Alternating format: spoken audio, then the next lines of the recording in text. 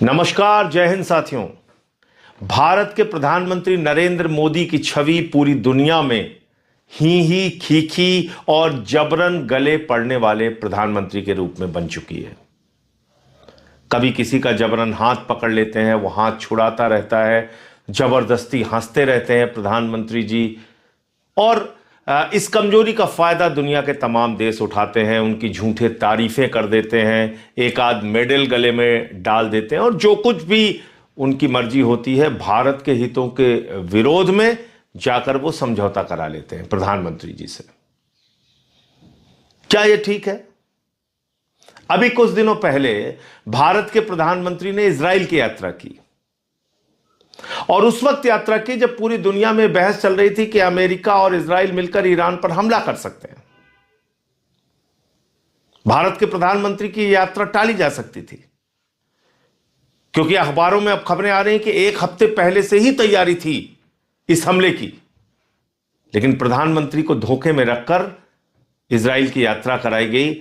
अगर मान लीजिए उनके रहते हुए यह युद्ध शुरू हो गया होता तो कितने बड़े संकट की स्थिति पैदा होती, प्रधानमंत्री खुद वहां पे फंस जाते। लेकिन अभी जो मौजूदा हालात है पूरी दुनिया के, जब यह कहा जा रहा है कि दुनिया अब तीसरे विश्व युद्ध की तरफ बढ़ रही है, ऐसे समय में भारत के प्रधानमंत्री की खामोशी 1000 सवाल पैदा करती है। आप अपने आप को विश्वगुरु कहते हैं नरेंद्र मोदी जी, और विश्व में हो रही घटनाओं पर आप खामोश रहेंगे, चुप रहेंगे, कुछ नहीं बोलेंगे। ऐसे थोड़ी आप विश्वगुरु बन सकते हैं।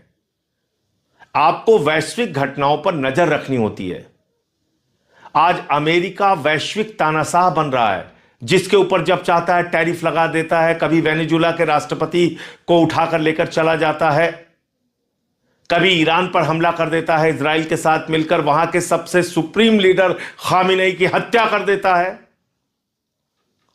और ऐसी घटनाओं पर आप चुप हैं, खामोश हैं, सब कुछ आप देख रहे हैं, बर्दाश्त कर रहे हैं। आपने यूएस से ट्रेड डील की भारत के हितों के खिलाफ, आपने यूएस के कहने पे, ट्रंप के कहने पर सीज फायर किया, ऐसा उसका दावा है। आपने ट्रंप के कहने पे अपना पोर्ट बंद कर दिया ईरान में, जहां पे आपने 12,000 करोड़ रुपए से अधिक खर्च किया था। आपने ट्रंप के कहने पे रूस, जो आपका परंपरागत मित्र है, उससे तेल खरीदना बंद कर दिया, जहां से आप 40% भारत की जरूरतों का तेल खरीदते थे। आपने ट्रंप के कहने पर भारत के करोड़ों किसानों के हितों को गिरवी रख दिया। आप अमेरिका के पिछलग्गू बन के विश्वगुरु बनोगे? आप अमेरिका के सामने दब्बू बन के विश्वगुरु बनोगे? आपने देखा नहीं कि भारत के लोगों की कैसी बेइज्जती की अमेरिका ने? हाथों में हथकड़ी, पैरों में बेड़ी बांध के उनको अमृतसर के एयरपोर्ट पर उतारा गया, आपको अपमानित किया गया।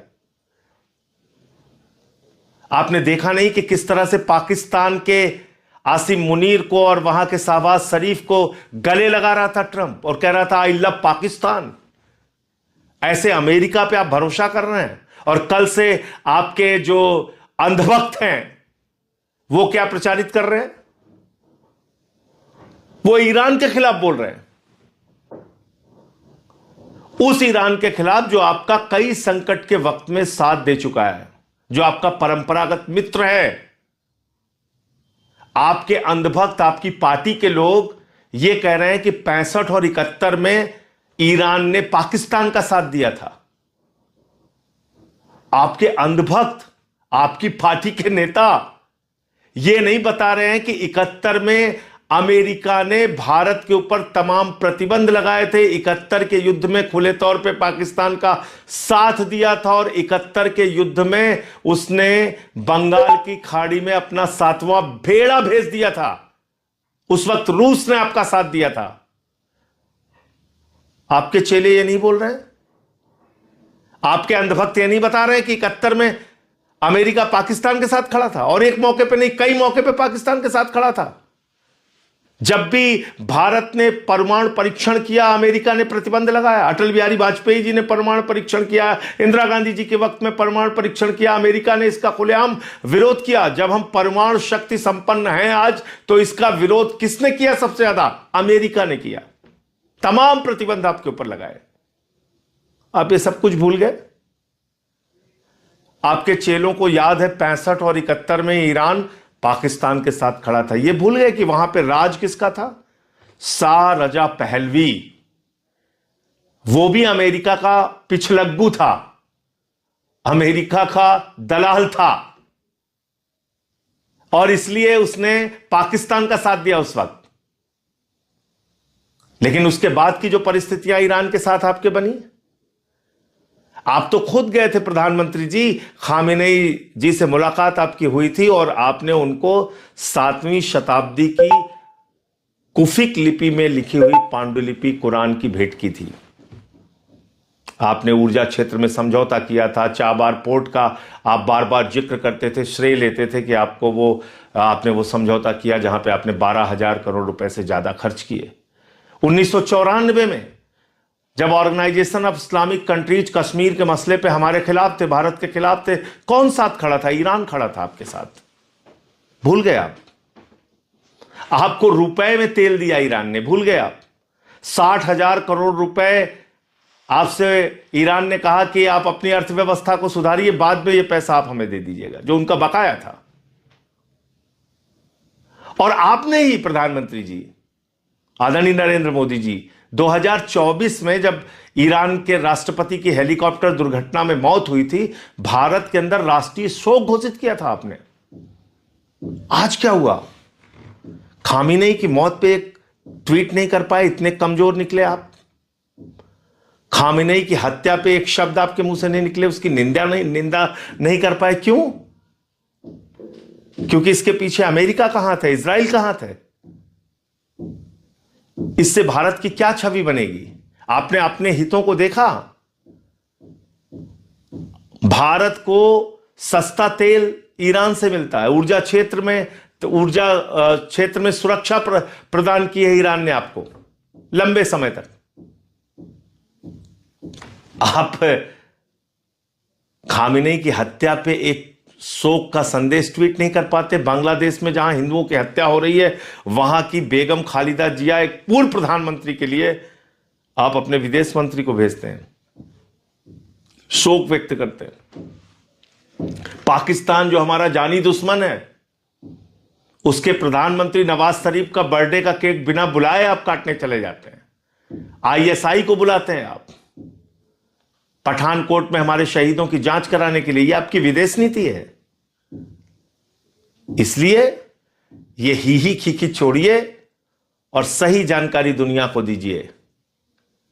आज दुनिया एक बड़े संकट में है और इसके लिए अगर कोई जिम्मेदार है तो अमेरिका जिम्मेदार है, जो एक वैश्विक तानाशाह के रूप में उभर रहा है। उसका नाम है ट्रंप। और जाके खाड़ी देशों से पूछिए। खाड़ी देश आज चिल्ला रहे हैं, चीख रहे हैं, कह रहे हैं हमको ईरान की दया पर छोड़ दिया है अमेरिका ने। हमने उनके लिए मिलिट्री बेस दिया अपने अपने देशों में और हमको ईरान की दया पर छोड़ दिया। खाड़ी देशों में और पूरे गल्फ के देशों में मिला के लगभग 90 लाख से 1 करोड़ भारतीय रहते हैं।